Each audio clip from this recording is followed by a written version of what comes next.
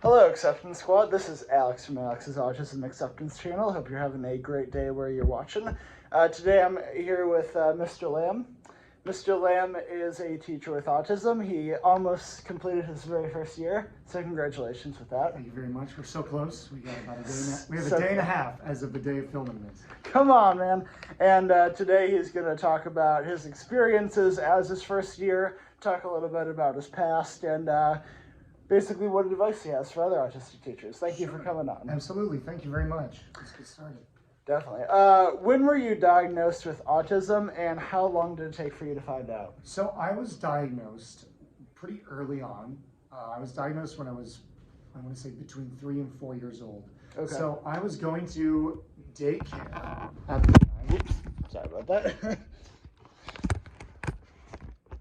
All right, keep going. So I was going to daycare at the time while my folks were at work, and the woman that was in charge of the daycare, it was like in her house, but she had done daycare for almost 10 years, maybe 15, maybe 20 at that point. I'm not quite sure. Wow. But she is a well-seasoned child care person. She'd been taking care of children of various ages very early, like pre-kindergarten, for a long time. She started noticing some behavior patterns. I wasn't entirely sure. I couldn't tell you what she saw. I can't speak to that, but she saw enough that she felt it important to tell my parents, I would encourage you to maybe get him tested for autism. At the time, my dad was furious, not because he wasn't accepting of an autistic child, but more just that he thought it was kind of bold that from her perspective of her limited time with me, that she felt that she could make that call. Especially with unlicensed and all that. Yeah. I don't exactly know the legality of the situation. I mean, at the time, it was just, I knew it was a daycare, I knew it was at her house. I don't know if it was an LLC or what. But ultimately, I think my dad was more frustrated with the prospect of me having a more difficult time growing up. Okay. And so they decided at the end of the day to get me tested. I was diagnosed with, at the time, Asperger's disorder, before the DSM-5 made that more of an outdated term. Right. I got diagnosed when I was 3 or 4. I found out, or at least I got an idea of it, by the time I was in kindergarten, because I think my teacher in kindergarten really didn't know how to deal with me. That's not quite the right word, but I wouldn't know how to adapt, didn't know how to adapt the kindergarten environment to me being diagnosed. Yes. I'm not sure how informed she was. Well, I can tell you this: we're around the same age, Sure. and I remember during that time, like my kindergarten, first grade years, it was absolutely not accepted and absolutely not mainstream. So it's understandable that they didn't know what to do.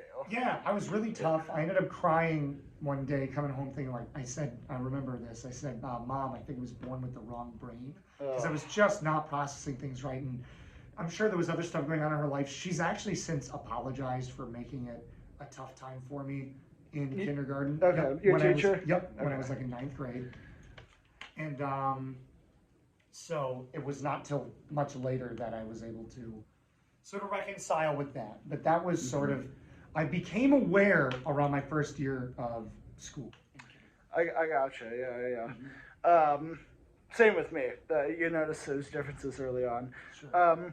Tell me a little bit about your job search and how you ended up here as a teacher, because it's a wild one. So it's a weird one. I did not go to school for education. I went to school for theater and for music. I had not picked a second major, which, you can kick yourself all you want in the past, but I don't know. It was one of those things where I was like, I'm just going to go for it. I'm sure it can be applicable in a lot of ways. Yeah, I think it has. I absolutely believe it does. But I was a 2020 college graduate, and so my original plan of going to Chicago and being a starving artist and whatnot, and trying to make it there with other people that had already moved from my program, sort of fizzled. It did not, it sort of fell apart at the seams because we didn't know how long people were going to be locked up. We didn't know how long things were going to be different. And ultimately, in an attempt to get closer to an art scene, but have it not be as such a giant scale as Chicago and New York, I ended up moving to the Metro Detroit area in Ann Arbor. Yeah, but I was still really lost, vocation-wise or occupation-wise, finding something that would be fulfilling. Sure. Because, sure, you can find something to pay the bills, but, I did service. I enjoyed doing the service industry for its time, but after a while, I was like, you know what, I'm done with this. I want to find something that's more fulfilling. And my fiance is a teacher. She's actually a teacher at the school that we're interviewing in right now. Was just urging me, how about you do education? How about you do substitute teaching? And I was like, I don't know if that's for me. I'm not really that organized. I don't know if I would be great at that. But eventually, she was like, why don't you just be a parapro? Why don't you work in special education? And I thought, you know what? I'll give that a shot because, I'd be on the same schedule as my fiance. Sure. I knew that maybe during the summer I'd have to get a different job, but I would have a very consistent schedule. I would have breaks like Christmas break and spring break off like her because she's the teacher here. And at the end of the day, I wanted to give back to the education system because after kindergarten, as I went through elementary school and high school and beyond, I got a lot more support. 100%. As we're going to talk about a little bit later. Yes. But that was sort of how I got into the building. And then I had a day where I was working in a class where there was a substitute teacher for 2 days. And it was a second grade class. I was assigned as a paraprofessional to a student. And I was told to stay there. And I wanted to help out the substitute because no matter how well behaved the class was, and this class was incredible, but there's still a bunch of 7 or 8 year olds without the normal guidance or routines that they have. Oh, yeah. And so I wanted to maintain order somehow, and I just really enjoyed it. And so I went, you know what, if there was a position that were to open, I would be interested in fulfilling that role and everything that comes with it. And so I ended up interviewing, and then I got this position in 5th grade. Awesome, very nice. So going back to your paraprofessional, what was your experience working as one, and did you have a parapro yourself growing up? I did have a parapro growing up, or at least I went to parapros. I don't know how often they pushed into the classroom, but I certainly went to the resource room for my own sort of appointments on certain scheduled days. I didn't feel very othered by it. I was just like, okay, it's time to go to this thing, talk about these action steps to be successful in school and whatnot. Even in middle school, I had a specific parapro with helping me with my locker. I really struggled with the routine of getting the locker open. And so there was a woman by the name of Miss Hall. Shout out to Miss Hall. She's probably retired now. But she would help me. Like, she would be there at the bus when I got off the bus every day to help me open up my locker and make sure that I had everything for the day. And that was just sort of our routine. And eventually I was sort of weaned off of that. And I was able to do it independently. But I had a lot of help between the social worker, between a paraprofessional, even an occupational therapist. I went to several different people to sort of get my needs met. And so my experience as a para was interesting to be on the other side of that. I worked largely with second grade and younger. I had a little bit of time in 5th grade where I'm at now, and a bit of time in 4th grade, and that was like on a student-to-student caseload basis. But most of the people I was working with were kindergarten through 2nd grade. Okay. I really enjoyed that work. I feel like I could get through to certain students. Absolutely. I think that's one of the challenges giving up parapro like work for classroom work is that now instead of being in charge of one student where you can go at their pace and work with what works best for them, is now you are having to still prioritize. There are 30 students that you have to talk to. That's true. Yeah, there's definitely that different aspect. But I definitely enjoyed doing that and sort of form-fitting strategies with which I needed to work with the student. Absolutely. Yeah. And I'm sure that definitely built up your confidence to lead the much more kids than that. Yeah, and I also got a little bit of a glimpse of different styles of classroom management with different age groups. So that was super insightful to have before going in.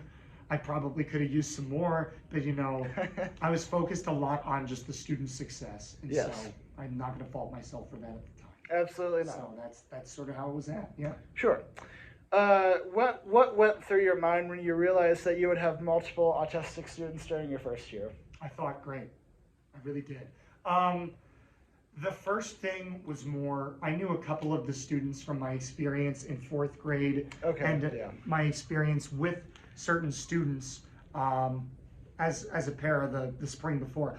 Actually, believe it or not, there was a student that was supposed to be in here that I was assigned to, and then he ended up leaving the school. Okay. I was a little disappointed to hear that happen. In retrospect, I feel like now more than ever, I'd be more equipped to be able to fulfill his needs. Sure. It's a tough thing to deal with going from parapro to classroom teacher, is that you're going to want to do more. And there is the stuff that you need to do and the stuff that you want to do. Sometimes you don't get to all the stuff you want to do. Sure. Because you're also dealing with other students and some students that might need support that don't legally get it from the system. Mm-hmm. And you start to notice some patterns and you're thinking, okay, what are some strategies I can work with the student on? And they're just in gen ed. Like they don't even have the accommodations, but as an educator, you just find yourself wanting to find the path of best success for everybody. Yes. And so I felt very prepared because I met most of the students I was working with the year before. Okay. And I was just sort of curious to see how I was going to be able to balance it. And then that was what I found, is that I just wanted more time. But I didn't feel unequipped at all. I felt equipped to address these things for a couple of reasons that we'll get into, I think, with your next question. Yeah, absolutely. So with the next question regarding social skills, a lot of autistic individuals struggle with them. Do you struggle with those skills yourself? And if so, how are you able to work through the fact that teaching is a very social job? So autism is an interesting thing. I have somebody that works as what is it called? ABB, I think. ABA? ABA, sorry. Yeah. ABA specialist, and he was a psychology major. In fact, when he had to do an exceptional child paper, he asked if it was okay to interview me about my experience, and I was fine with it. He was my best friend from high school. And he said a really cool thing where he was talking about the spectrum is very reductive, because it makes it sound like low to high functioning is something that exists only in this spectrum, as opposed to, he liked to give me sort of a circle diagram where the size of your circle depends on how adept is the student at a certain skill. If I were to have that graph of myself in front of me, I am a very social person. Okay. I am very emotionally intelligent. That is one thing that drew me to this job. I was able to adapt to that. However, there are certainly things about processing that are different between me and another teacher. Maybe the way that I interpret a direction from a superior. Sure. Knowing that about myself means that I'm a lot more patient with students that might not receive it from me the way that they would. And having to adapt my vocabulary to better fulfill their needs is not something that frustrated me almost ever. There's a level of repetition that's expected when you're in that situation. But that's sort of how I felt. My social integration felt very, very good. In retrospect, I really didn't feel othered at all in my gen ed environment. And part of it might have been that I was ignorant to it, or was oblivious to it. And part of that maybe was because of my autism diagnosis, that it just wasn't really clocking that was something that was happening. Yeah, absolutely. And I think in a lot of ways that was beneficial to me, that I didn't know until later, because then I could go, oh, that's why this and this. Yeah. Other people don't have that luxury. A lot of people are very aware that other students are looking at them differently and things like that. And so I knew how that might feel, but I didn't have that personal experience myself. I tried to give as much gravitas and also reverence to the situation without drawing so much attention that it makes the student uncomfortable. Awesome. Yeah, I know for me it was actually a very happy day when I got diagnosed. I know for a lot of people it's a sad day, but for me I was very relieved. Were you diagnosed late or early? I was diagnosed the same year, because you were diagnosed in 2002, is that correct? Yes, 2002 or 2003, I don't know exactly. I was diagnosed at the very end of 2002, basically. Okay. But I didn't find out for about 10 years after that. And when I did, it was sort of just all the dots connected, and I felt so much better. Sure. Yeah. I think I have that retroactively. I know that was the previous question, but it's weird as you go through adulthood, you go, oh, that tracks now. It didn't track before. Right. It's interesting to see that happen. So we've talked about this before. Both of us struggle with processing during times where there isn't structure. I know both of us really enjoy structure, especially during transition periods. Yes, absolutely. It gets crazy during transition periods. What strategies do you use to improve on that? I'm still working on it. It's an uphill battle. Yes. I think one thing that I just have to tell myself is that it can be just as difficult for students to process this time as yourself. So you owe it to your students to an extent to try to be a champion for them in that situation. I think especially because I'm a new teacher. I didn't go into this position conventionally. I did not go to college for it, as I said previous.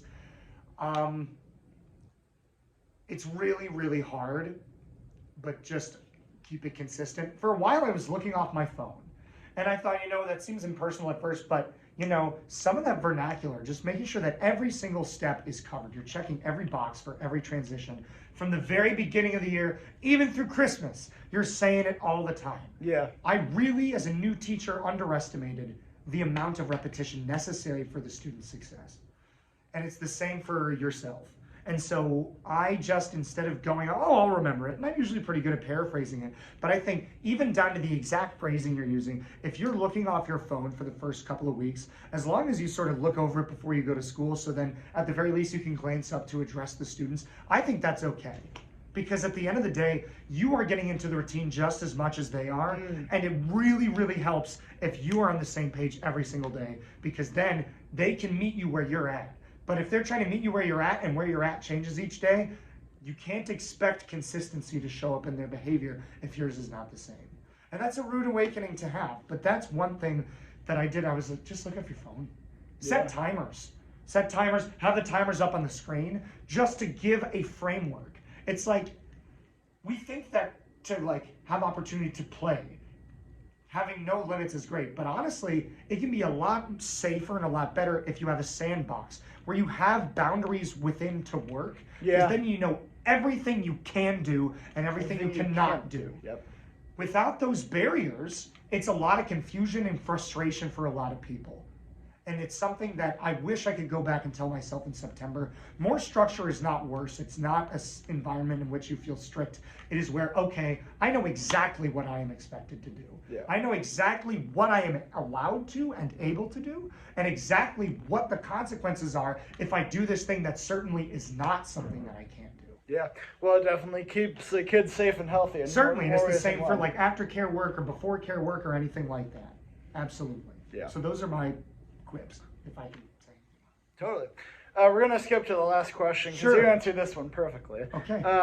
What do you think is the main skill you have that most non-autistic teachers don't? I mean, I feel very equipped to deal with certain situations that are very specific to students, especially sensory-wise, that just don't, it doesn't connect. I had a student that could get very, very physically, demonstratively frustrated with certain stimuli. Sometimes it would be stickers that set the student off. Sometimes it would be other things. But there was one day that he could not, he had a Mott's applesauce container that he needed to peel the tinfoil off of, and not all the tinfoil came off. Some of it tore, and some of it was around the rim of it. Yeah. One piece even ended up in the applesauce, and he said, I could not eat this. I refused to eat it. I knew that the reason for that is that it was not perfect, and that he needed all of that cleanly peeled off. Yeah. And so I peeled off all the pieces on the edge, and I took the bigger piece of tinfoil that came off at the first go round, and I scooped the little piece out of the applesauce so I myself did not touch it. He looked at me grateful, but very confused, because I don't think he had ever had an educator meet him where he's at before. Wow. And I feel like if you're able to function at a level where you feel comfortable in a classroom, that is a huge moment of recognition for other students that this is not just a thing for people that are 10 or 5 or 16 or anything like that. It is a lifelong thing.